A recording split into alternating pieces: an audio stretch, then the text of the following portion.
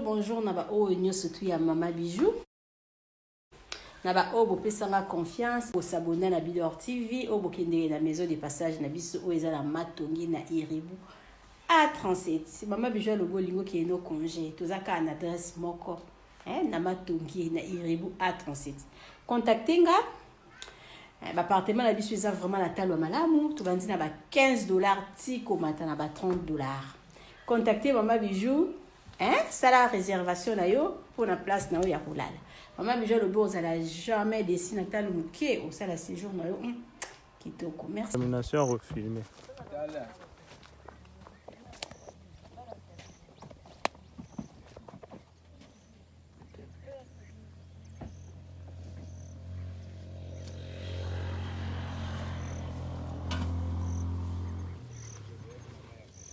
Tobakisa.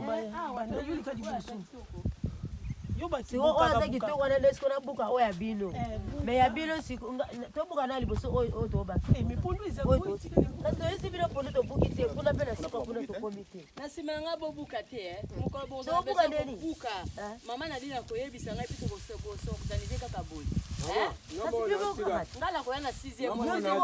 6e mois c'est pour eza musika te. Ya ko biko Mais siko 6e mois. Siko to 6e mois. Manioko oyo. Na auto buki oyo eza différent. Te ya ko buka na sima. Yesu ko yana sima na yo. Donc ndenge za awa. Donc to ko lekisa ngo pe une semaine.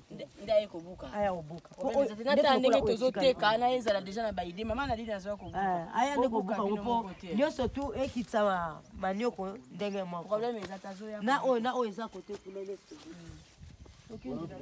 Yendomba. Loko yesa bana ba.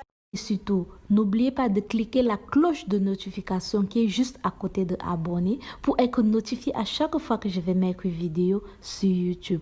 En faisant ce petit geste, vous m'aidez non seulement et aidez aussi ma chaîne à grandir. Alors mes abonnés, alors mes loulous, je compte sur vous. À bientôt.